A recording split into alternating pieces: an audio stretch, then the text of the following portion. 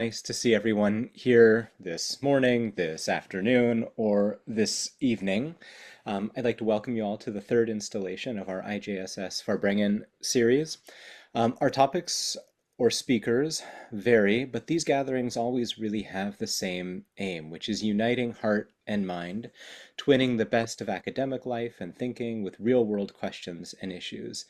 In this time, we seek to bring together scholars and practitioners alongside members of our community to create a space for gathering, learning, and reflection. This is one of the many projects of the Institute of Jewish Spirituality and Society, whose mission it is to advance scholarship and social transformation by bringing Jewish spiritual knowledge to bear on the toughest questions and challenges of contemporary society. We're trying to break down barriers in between different spheres of knowledge and practice and enable long-term collaboration among scholars, social researchers, and human service practitioners. Our speaker, our presenter today is Dr. Jonnie Schnytzer, who holds a PhD from Bar-Ilan University's Department of Jewish Philosophy, where he wrote a wonderful dissertation about the oeuvre of the 13th century Kabbalist Rabbi Yosef ben Shalom Ashkenazi, and he prepared a critical edition of his majestic commentary on Sefer Yetzirah, and we hope that there will be an English version of that forthcoming soon. Currently, Dr. Schnytzer is a postdoctoral fellow at the Ben-Gurion University. He's working on a project there entitled Beyond the Anthropocentric: Ecological Perceptions of Being in Medieval Kabbalah. And he's grappling with the question, what does medieval Kabbalistic literature have to offer ecological thinking, and how can ecological thinking be relevant for understanding medieval Kabbalistic literature? On a more personal note, I'm happy to call Jonnie one of my friends. I've learned a tremendous amount from him over the years, and I'm really excited for his talk today, which is titled Inanimate Being, a Kabbalistic reading of the non-human story. I'm sure it's going to be fascinating and fantastic. We're going to hear from Dr. Schnytzer for the next 35 to 40 minutes, then we'll throw open the floor to discussion. So without further ado, I'd like to hand the floor over to him. Thank you. Thank you very much. Regardless of whatever hour it is on the planet, Tu B'Shvat Sameach to us all.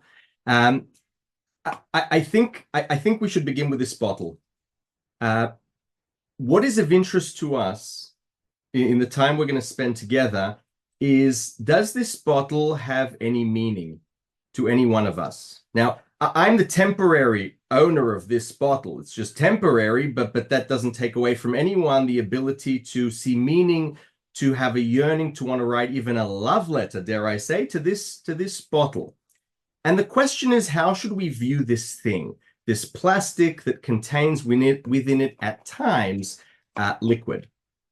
And the way in which we're going to do this is and as Ariel mentioned, we're going to take a journey back in time to a medieval Kabbalistic school of thought that I firmly believe did not sit, at least for most of its hours, for a majority of its hours, did not sit within the confinements of a study hall within a building.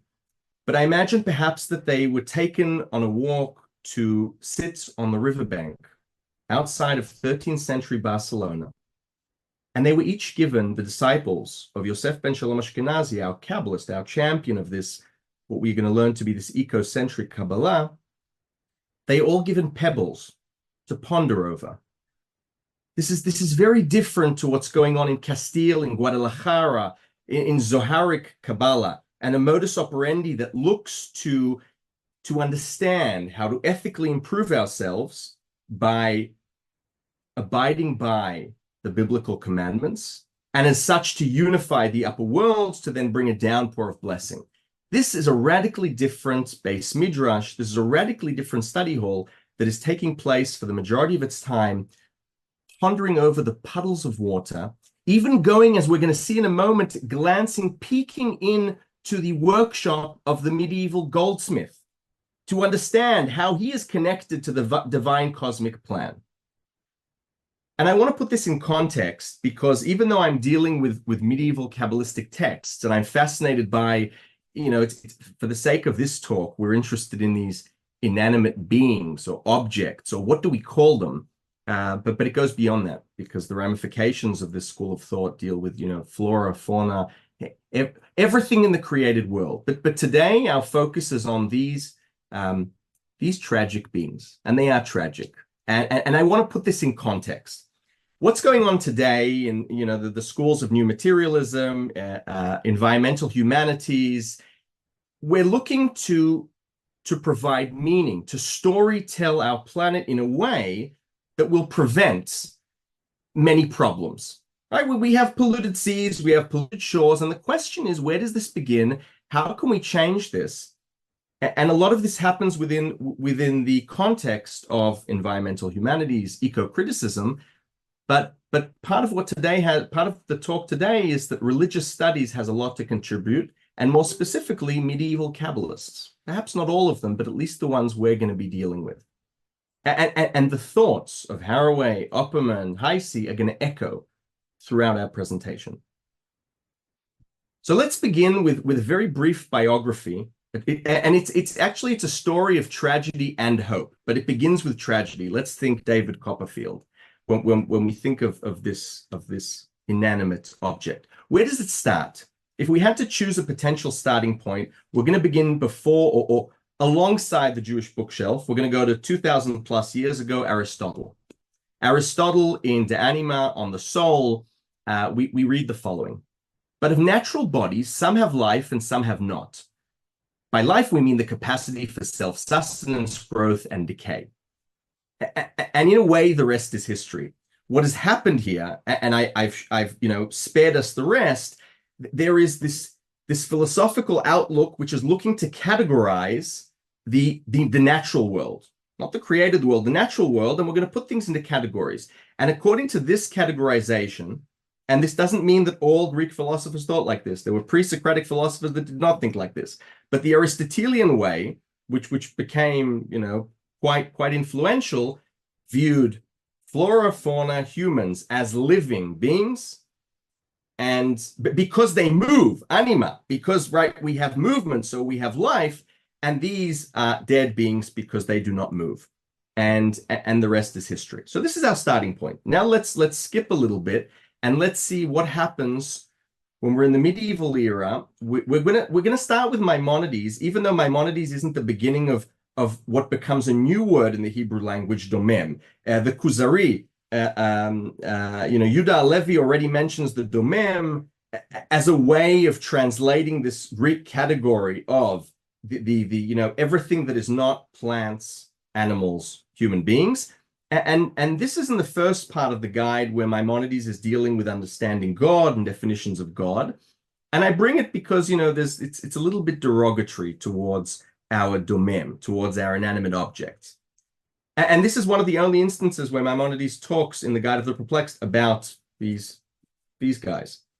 Those beings that have no apprehension, as for instance, inanimate objects, also, as it were, honor God through the fact that by their very nature, they are indicative of the power and wisdom of him who brought them into existence. Now, I was curious because Maimonides writes in Judeo-Arabic, what was the word he used to say domem? And it's jamadat. And jamadat is not inanimate, meaning he could have chosen muat. He could have gone with lifeless. He didn't. And yet, what he chooses in the metaphor, it's derogatory. It's saying, look, a person that doesn't think is like a rock. What does this sound like? And in Hebrew, it really does sound worse in Shmuel ibn Tibon's translation. But this reminds us of the way Jeffrey Cohen in Stone depicts how we commonly view stones. It's some mundane object that a philosopher perhaps will sit upon to perch in order to think. And I want us to remember our medieval Kabbalists in 13th century Barcelona that we're about to enter into their study hall, which are pondering over pebbles, they're not sitting on them. They're curious to understand how entangled they themselves are ontologically with these pebbles and with the rest of the created world. But we're going to take two more quick steps in our biography. So I mentioned Shmuel ibn Tibon, and he really, is going to be faithful to Aristotle. So as being the first, so he translates Maimonides' Guide of the Perplexed. But interestingly, if we want to see what he thought about these inanimate objects, we find it in Ma'amari Kvumayim, in his essay on the waters that shall gather. And he says the following: I found no sage that thought it was necessary for an inanimate thing to have a spiritual force in order to exist. They're lifeless. And then my question is as follows, and I go back here to the environmental humanities context. If we believe, or if we adopt the view that matter, that matter that does not move is lifeless, the question that begs itself is, what ethical responsibility do I have towards this? I have ethical responsibility for myself, anthropocentrically, as a person that does not want to pollute the waters because I'm going to lose. But this, should I have any concern ethically over this? We could question that. And in fact, I must say that even in one of the books that I presented, in Sepril Opperman's Storytelling a Planet, so she really is a champion of one of these attempts to provide profound meaning to material, to lifeless matter. But even in Opperman's book, we will find sentences, for example, that talk about across a wide spectrum of living and non-living matter. Because we're within the realm of environmental humanities, we are not in religious studies. We don't need to accept that everything is living, and we're going to see a very different take on this. But just before we get into our Kabbalist, the conclusion of this brief biography surely has to be a story of hope. And this story of hope is pre-Kabbalah. It's with one of the most beautiful Rashis, I think, in existence, right? The famous biblical and Talmudic commentator. So he looks at a verse in Psalms, Dom leHashem v'hitcholal lo, al titchar b'matzliach derko. And this is, just a translation. Be still before the Lord and wait patiently for him. Do not fret when people succeed in their ways, when they carry out their wicked schemes. Now, Rashi's interested in the word dom. And he says, meaning, wait for salvation. Like the verse in Samuel, Vedom with Yonatan, await for Jonathan, in which he comforts his friend. From the word mama, like Vaidom Aaron, and he comforted Aaron. Now, this is wild. What Rashi's referring to is there's a biblical scene we all know of, this tragic scene where two of Aaron's boys, something's going on, and they're killed /die / taken by God's fire. And Moses comes to comfort Aaron. And usually we understand the verse where Moses comes and says to him, look, B'kravaya Kadesh. God is basically saying those that are most spiritual, he wants them close to him. And then the verse says, Vaidom Aaron, implying, and Rashi there says this actually, Aaron didn't say anything, so he was silent. But here Rashi, in Psalms, by the time he comes to commentate Psalms, he says, no, I'm not happy just with that interpretation. Rather, we can understand this to mean after Moses says to Aaron, B'krovaya Kadesh, Vaidom, the verb is referring to Moses. Thus Moses comforted Aaron. And it's interesting that Eliezer ben Yehuda, right, the sort of we associate with him the first modern Hebrew dictionary. On this Rashi, he says Rashi's spot on.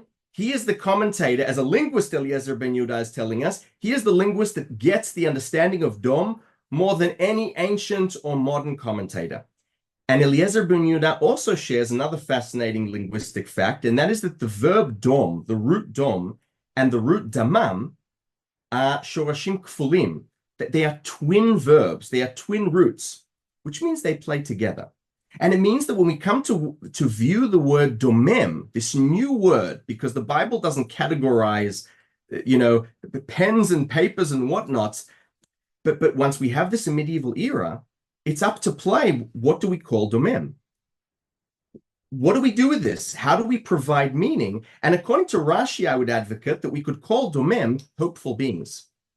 Beings that are waiting for salvation. And now the question is, who is going to offer them this salvation? So without further ado, we move now to our medieval Kabbalistic base midrash, which takes place on that bedrock on the riverbanks, pondering over pebbles. A word of introduction. This is a Kabbalistic method which is is very scientifically inclined. There is this confluence between science and Kabbalah. So we're very interested in philosophy, in physics, in medicine, in anatomy. It's a homage, it's a Kabbalistic homage to the Guide of the Perplexed. In order to penetrate, to open the doors of truth, we need to first go through, turn the scientific key, and then go through the threshold, which will bring us into the world of Kabbalah. That's number one.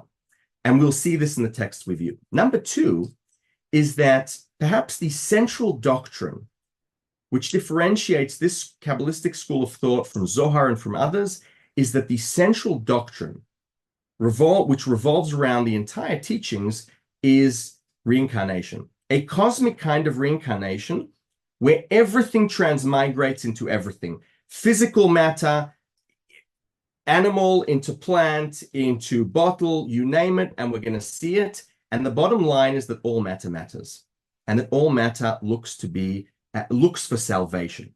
So as a way of introduction, a very quick idea of this Kabbalistic school of thought, I want to go through a definition of human, purpose of the world, and purpose of humanity. Let's begin with what is human, because this is a prickly question. And this is the secret of formation, that all created beings are within the human, meshutafim ba'adam, which, I need to work on the translation, and the human within them. Now, this is wild. We have here a working definition of human that is completely fluid. The human is at the center of this sentence, and yet what is human? Because what this sentence tells me is that this bottle has in it Jonnie's DNA.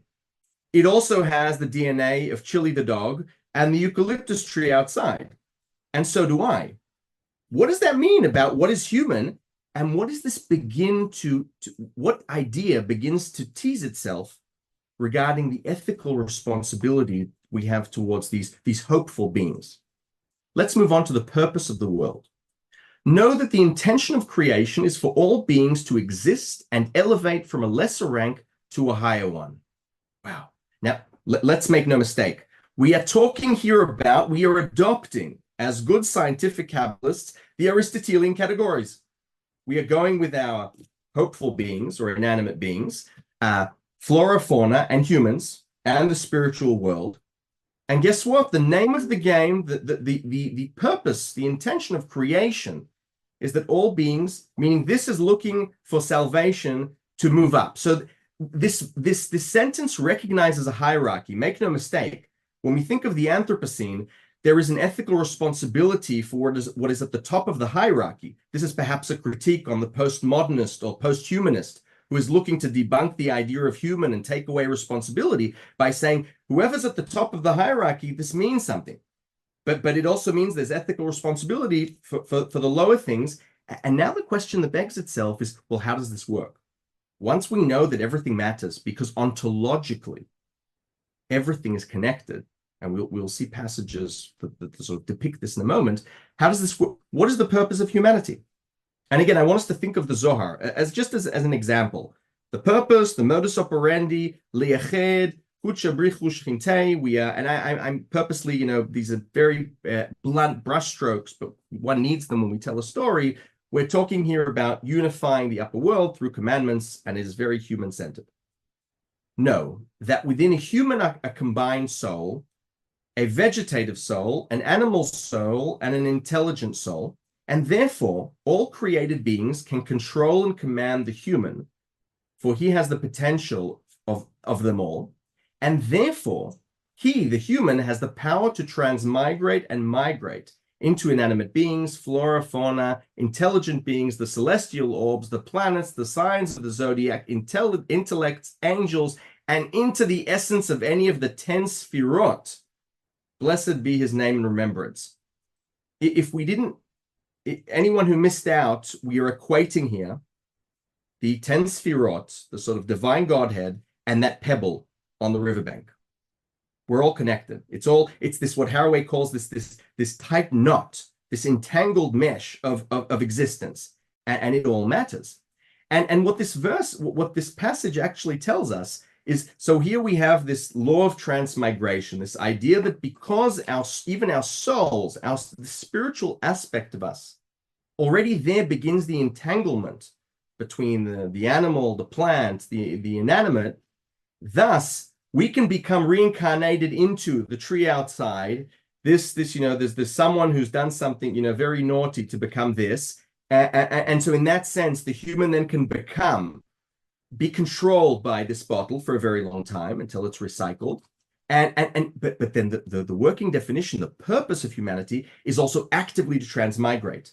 What does that mean? It means we're talking here about a Kabbalistic school of thought that is looking to recycle its way to redemption. The name of the game is to take this and to elevate it to the higher, to the celestial orbs, to the Sphirot. How do we do this? How do we imitate God? Not by creating golems necessarily. We can also do that, and really show that matter matters. That's another story, but by another way. By way of understanding, a very brief passage before we conclude with the way God recycles. I want to focus on the way the human being recycles. And I bring this passage purposely because it's not only about divine diet and how we should view the next time we go into the kitchen, but also because this passage profoundly influenced not only spiritual figures like Rabbi Isaac Lurie and Tzfat and the Baal Shem Tov, but also outside of the Jewish world, Pico della Mirandola, and so on and so forth. So how does this work? How do we act as sort of spiritual airports that are constantly recycling in part of the cosmic divine plan? It is known that everything transmigrates into whatever consumes it.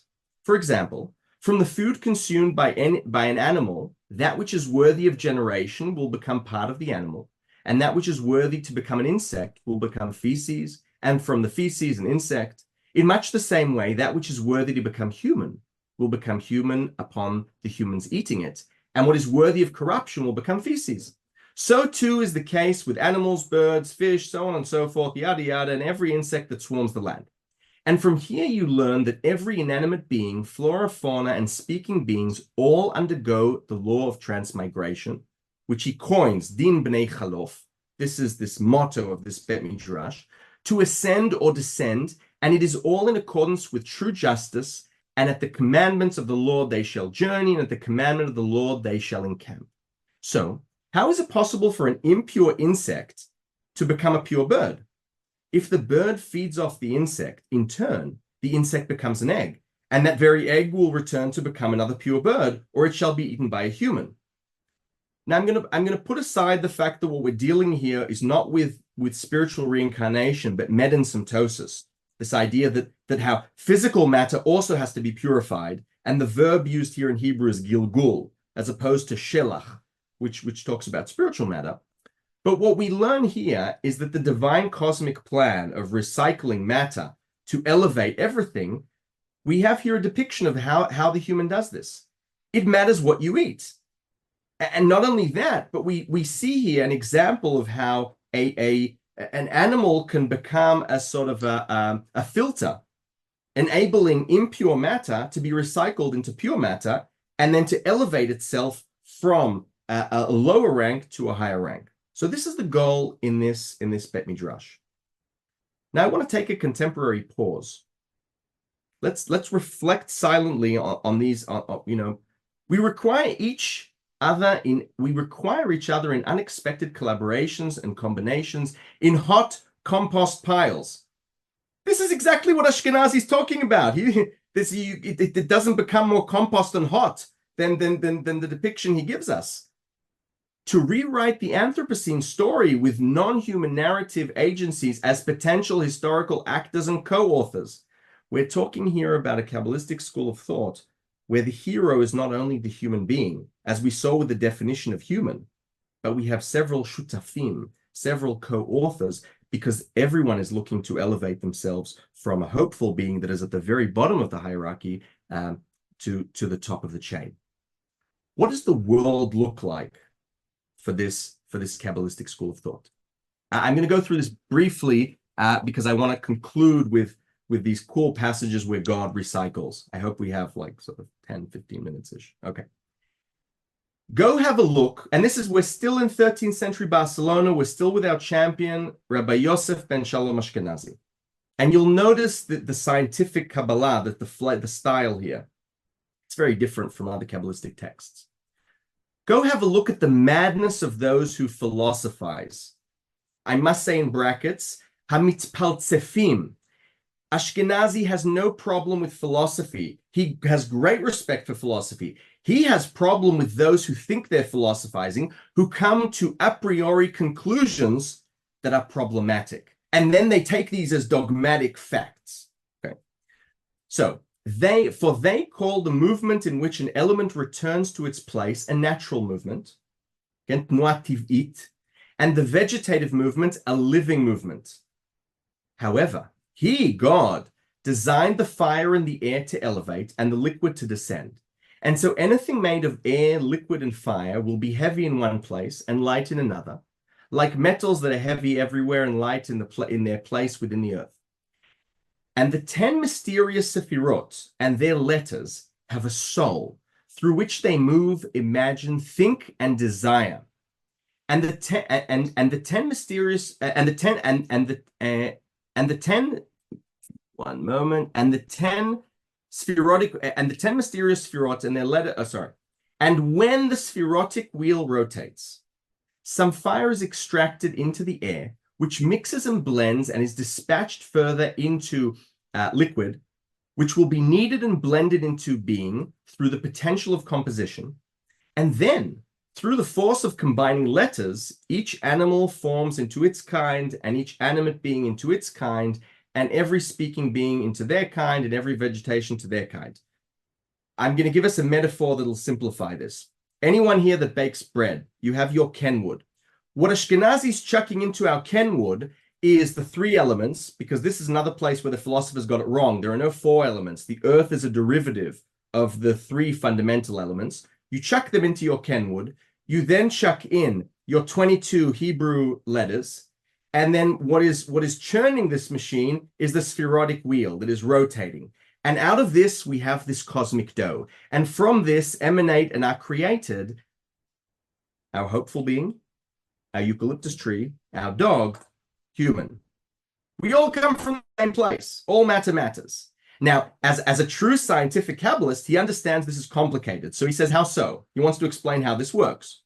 When the whirling elements and letters blend, they are dispatched into the depths of the earth, through which they blend and begin to whirl and arise to their place. And parts of creation will emerge from the earth, also through combining liquid, air, and fire, and through their interaction, come into being fumes and vapors and minerals, that is, inanimate beings, flora, fauna, and speaking persons. And therefore, everything comes into being from them and ends up in them. We're talking about compost.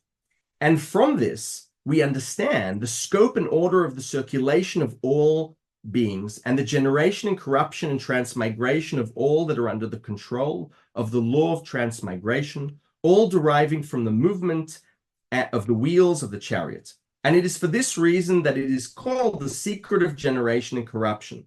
So Ashkenazi ends with another critique on Aristotelian philosophy, saying it's not just generation and corruption. What that method was missing was the law of transmigration. The understanding that that there is no such thing as death, in the sense that the decay of one thing is the life of another, and that all matter comes from the same place. And we don't have time to get into where the spiritual aspect, the soul, comes in, but we're talking here about the actual bodies, and we have here an equation where everything comes from the same place. And yet we're here to talk about inanimate beings. So here we need to understand, okay, so where is his vicious attack? We are now going to view an eco-critique on this Aristotelian idea of inanimate beings. And you ought to know what was said by sages of the natural world, that there are 3 souls: the vegetative soul, the animal soul, and the soul of speaking persons. However, regarding the inanimate beings, domem, they did not reach the conclusion that these have a soul at all, nor do the elements. According to their teachings, it seems that whatever moves, changes its place, or recognizes the truth are beings with souls. And since inanimate beings and the elements do not have these capacities, they deem them dead bodies, thus no ethical responsibility. And you should know that there is considerable doubt about what they said. However you look at the matter, If they afford the name soul to something that moves on its own, then how can they call vegetation, animals, or speaking persons beings with souls? For even animals and speaking persons do not move save for an imagined reason, which comes about externally in a chain of causes deriving from the cause of causes. Right? So his beginning is, if I talk about movement, then nothing moves on its own but via an external cause. And then he's going to complete this by saying, and if they say that everything from which movement spreads is called to have a soul, then the earth should also be considered to possess a soul. For according to their opinion, the vapor rises from the earth, and they are without doubt the cause of all winds and rain. And therefore, they have nowhere to go by defining things according to their agreed upon madness. They claim to sustain things when in fact they are destroying them. Quite literally, perhaps. And you ought to know that every force upon the earth constitutes a living force for the earth upon which we stand, and every force that comes upon the upper realm, she, right, Shechina, the divine feminine aspect, sends to this earth. And here Ashkenazi basically wants to argue like a philosopher logically and say, okay, you gave me a working definition of animate and inanimate. I don't buy it. It doesn't make sense. And if we go back to our mixing bowl, everything derives from a living force. I'd like to conclude with God as this, God as the divine recycler. How does this work? Have you entered the treasuries of the snow? So this is in chapter 38 of Job. Ashkenazi loves the book of Job in chapter 38 because it is after Job, poor bugger, he's had a horrible life. And then suddenly chapter 38, God comes and responds. And he basically said, he stories the planet for him. He suddenly makes everything, everything makes sense. Have you entered the treasuries of the snow? And there is another kind of snow that derives from the vapors of the water and the earth. And when they come together where it is cold above, they freeze.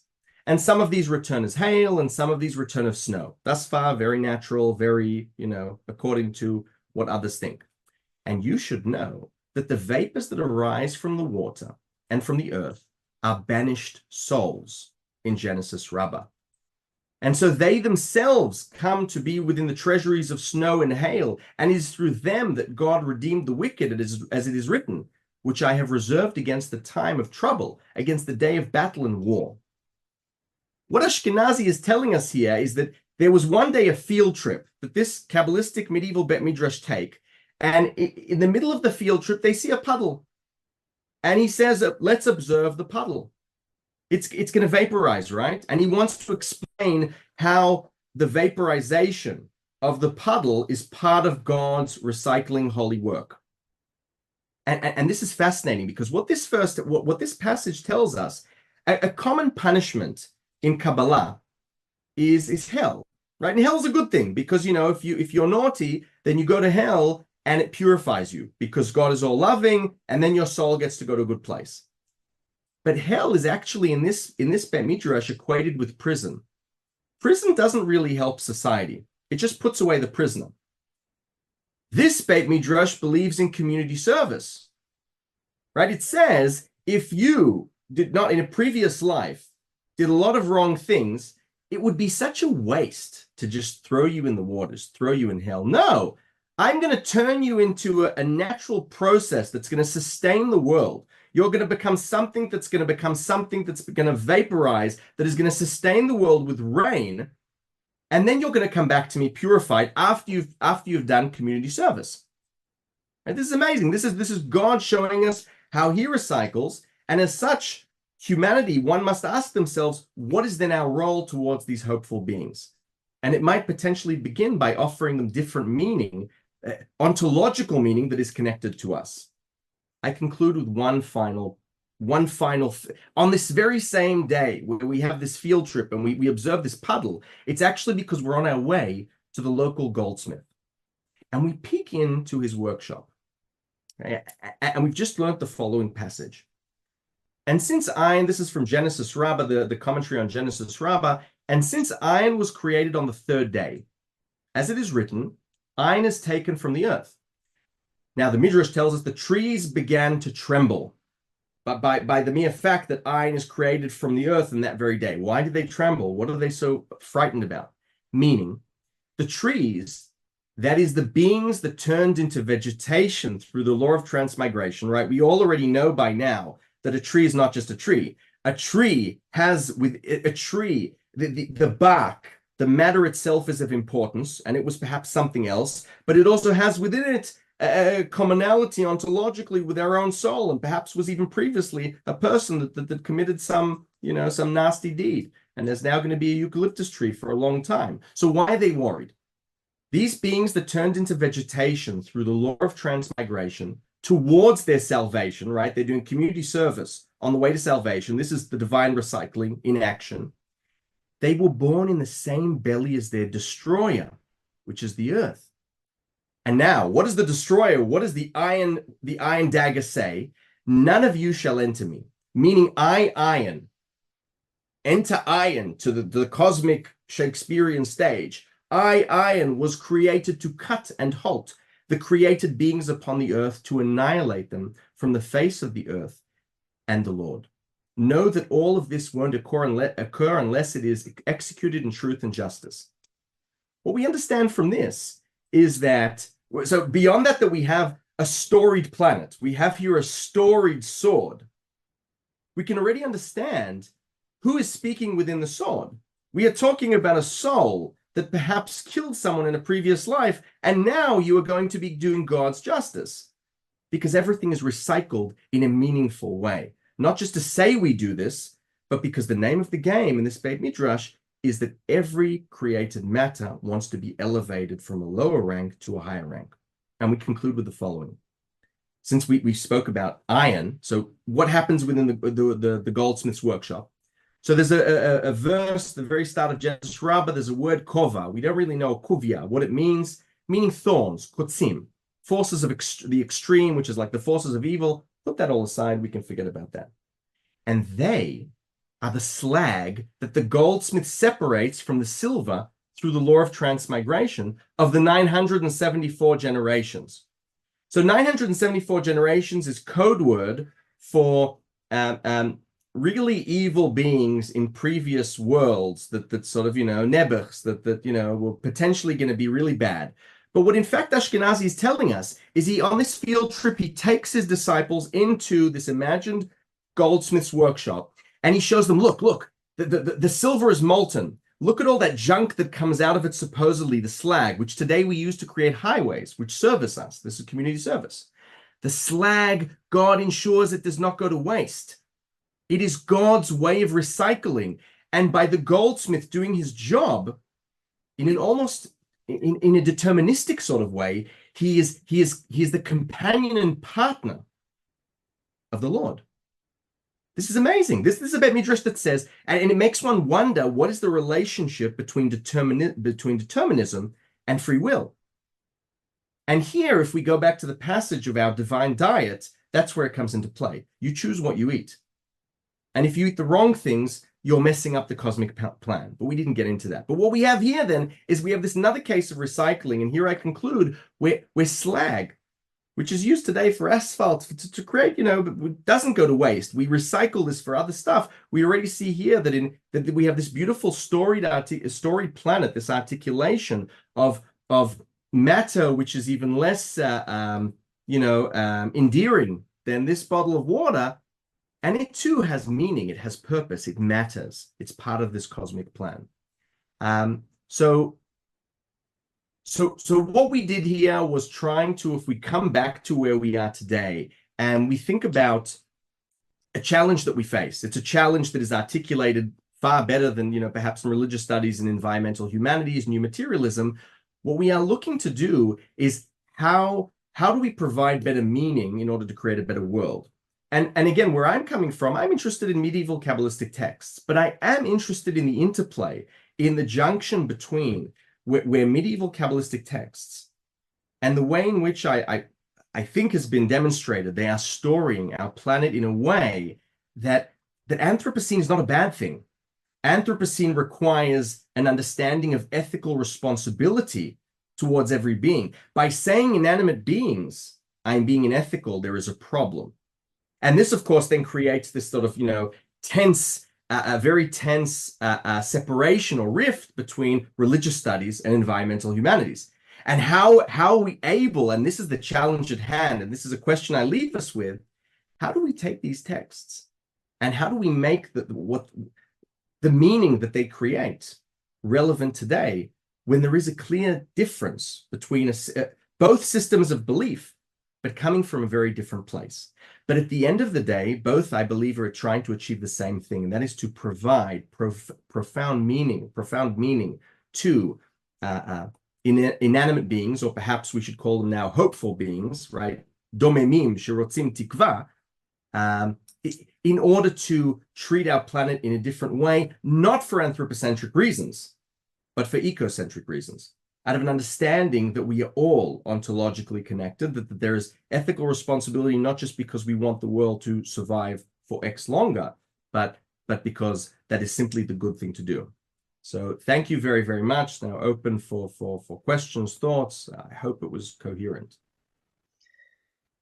Jonnie, that was wonderful. Thank you so much. It was coherent and it was convincing and it was beautiful, all in equal measures. I'd like to ask three follow-up questions, and you can answer whichever part of them feels particularly meaningful to you, and then we can throw this open also to everyone else. Um, I'd like to pull you out of the medieval and also out of the sky, down to earth, as it were, which I think you've done so beautifully. What are the social implications of this re-storied world? What are what are the social obligations that we have to other human beings within this? You talked a lot about moral entanglements and responsibility, but I'm wondering, what does that actually look like? And second, so what obligations do we have vis-a-vis the non-human or the more human world? Pulling it out of the realm of the abstract and toward the realm of applied ethics, what do we actually do in a world that is filled with matter that matters? And the third is with your example of the water bottle, and something that you didn't address in a sort of direct way, but it's something that came up for me as I was thinking about this. Where does technology come into this? Ashkenazi's clearly thinking with the best of technology of the medieval world. We've talked about this offline, but I exist in a part of the world where technology is the solution to every problem, even the problems we don't have yet, and the problems that are created by technology don't really exist. And I'm wondering how Ashkenazi can help us think about that question, especially as it regards to issues vis-a-vis the climate. Well, thank you very much for those questions. I'll start with the second one because I think it's the sort of something just off the top of my mind. So about what are the ramifications in terms of the other aspects of the created world that are not human.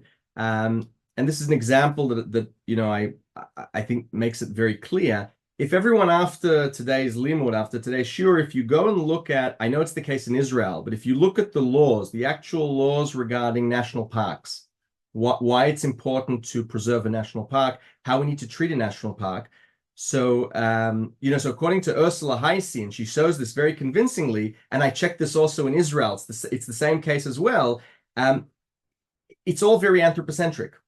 The definition of a national park is that it's meant to serve scientific, educational, cultural purposes. It's part of this, this, even in Germany, it's Landschaft, the surrounding culture that ultimately is part of becoming an Übermensch, but it's not really about the thing itself.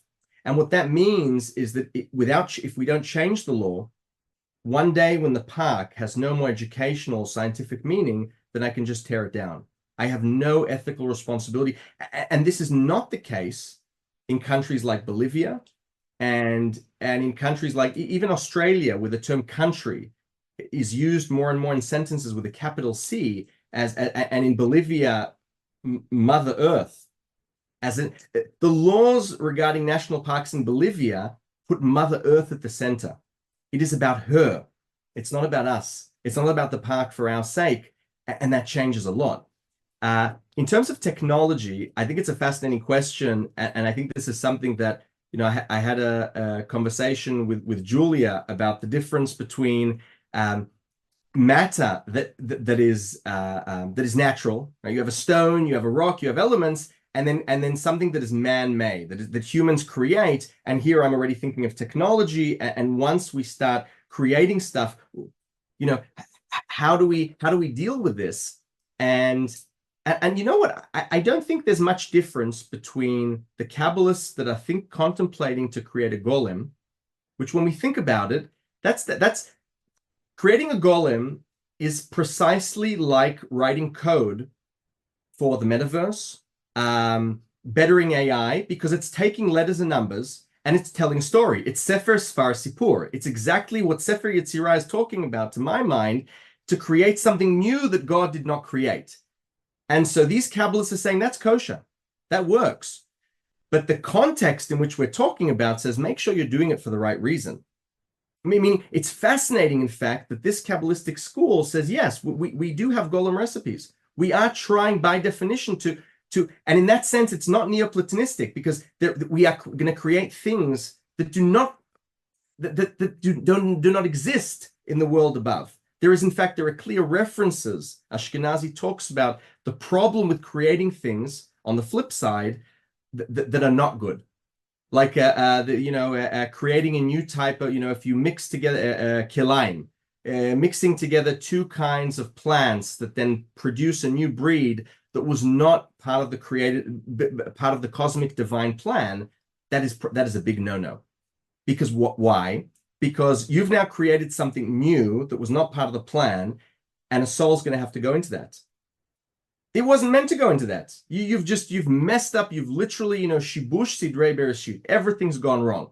So in that sense, I find your question fascinating, because it suddenly means no. It's almost as if the idea of the notion of creating a golem was to come and say it's foreseeing technology and saying this is good, this is great. But what are your intentions?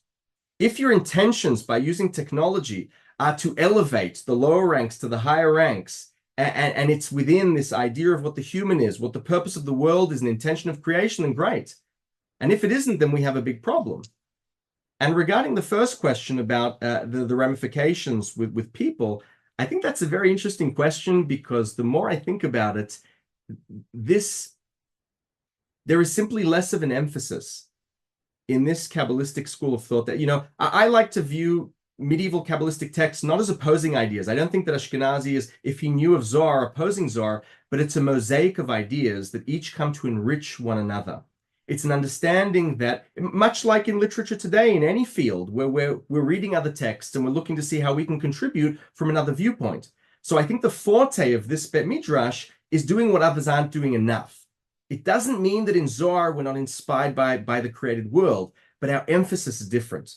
And the emphasis in this Bet Midrash, and your question's interesting because it makes me want to go and find those passages where, okay, if it was just a project, where is Ve'ahavta l'reacha kamocha? Where does that come about? And as a purpose, that's a very good question. So that's food for thought and homework for me. So thank you very much for that. Michael, you have a question?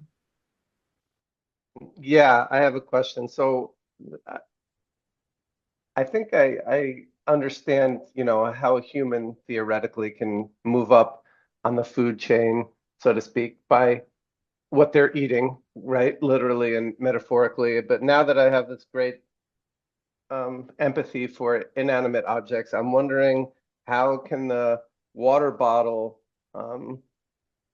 is there anything the water bottle can do to elevate itself? So if I go back to Ashkenazi's definition or the purpose of humanity, ki ha'adam yesh bo koach legalgel ve'lehitgalgel. You have the power, so us being at the top of the hierarchy, the Anthropocene, we are ethically required to perform this recycling out of the understanding that the inanimate isn't lifeless, but by definition, it's not going anywhere. So what's left with us is, what do we want to do with it? And if we put it in the ocean, is that doing anything? Is that going, contrary to the cosmic plan? Or do we perhaps need to think better about what we're recycling and what we're doing?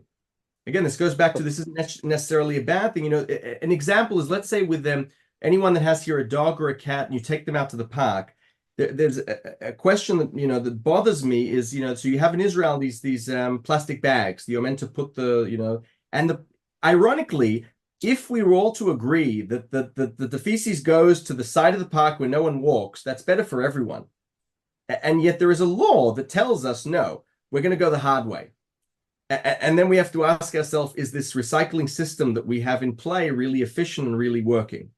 So I think that question's fascinating, and I do think that this Bet Midrash is trying to today more than ever, with this huge recycling industry, to wonder about the efficiency. We all feel good after we put this in the bin, but we never think about them where it actually ends up, and if it's really doing what it's doing. And so going back to Ariel, your question, I think one of the questions we need to ask is not only looking on the legal perspective of, say, a national park, but it's also delving into the ethics of recycling. Is it about a stronger economy, or is it about ethical behavior and a more eco world, so to speak? So thank you for that. Julia, you have a question? Thank you so much for this fabulous talk. I love it, as you know. Really interested in what you were just saying there about recycling, because I think it dovetails so significantly with something I'm noticing today. I like to call it aspirational recycling. Like, people want to recycle the thing, so they put it in the recycle, even if it can't be recycled, because it doesn't feel good to throw it away. And I think I think you've got something really interesting here to think about. How do the systems of recycling actually support the aspiration of folks to do it? I actually wanted to ask you, though, about the different valuations that modern folk, especially eco-oriented folk, tend to give to things. So I'm really struck by, you used an example to start about the contemplating the stone. But at the very beginning of the talk, you held up the plastic water bottle. And when I think about the way that we today talk about things, the stone and the water bottle, especially in eco-discourse, have a very different charge. They have a very different affect for us. They make us think in different ways. One is, I think, much more associated with sin and degradation and bad things that we shouldn't be doing, and the other with a kind of redemptive arc of the natural. And I guess I'm just wondering if you can you draw that out a little bit more and think about this insight through the prism of your Kabbalist? I mean, I was excited about the slag and the way the waste product from this human project might be working here, but I'd love to hear your thoughts on that. So fascinating, and yeah, it was. I purposely chose the bot. I thought what could be used really is the most non-charismatic, inanimate, hopeful being. And now why? Because I'm thinking of Ursula Heise and this idea of, right, Heise is imagining this extinction, and she's looking at the way climate change is being storied.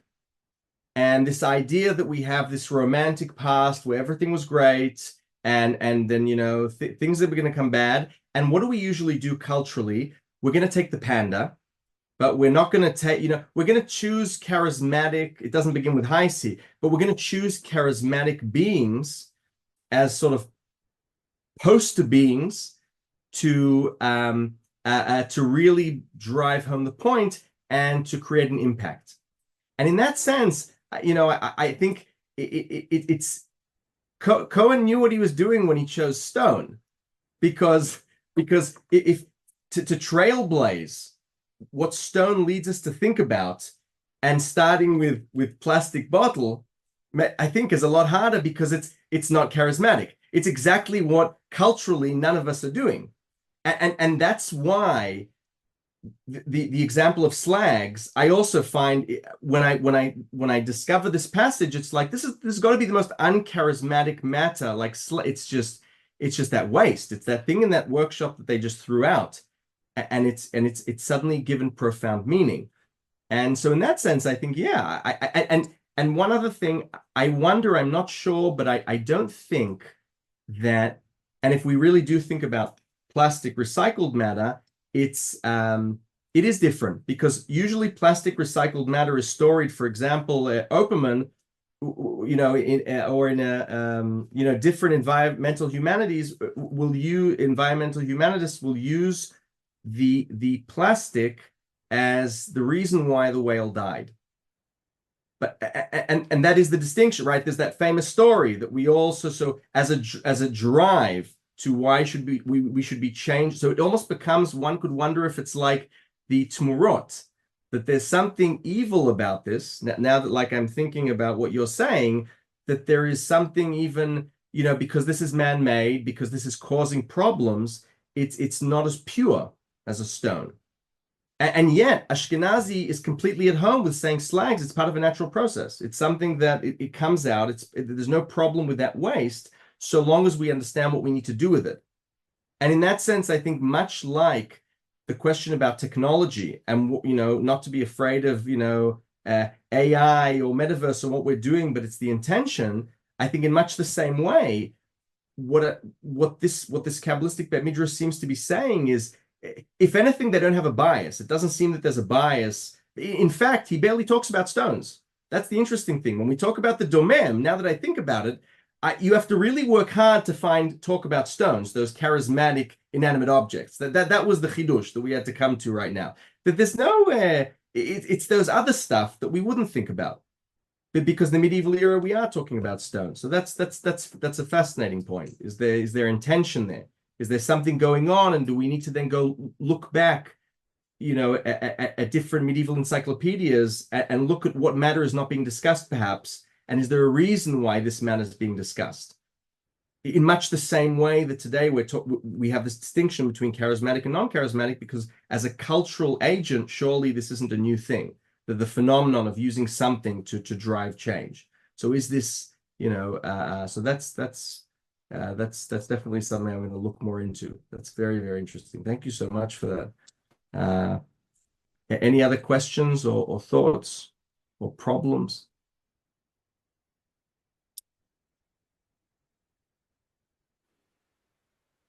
I'd like to just say one quick thing. I'm Michael's mom. I'm not a Kabbalistic scholar, but I just found this fascinating and at the same time hopeful. Oh, that's brilliant. And I have to sit with this idea, but the say the word again. Transmigration. Transmigration of everything. It's just a very hopeful concept. And even though I didn't quite follow all of the Kabbalists, but the readings were fascinating and the ideas were fascinating. So for a lay person, I just want you to know you succeeded.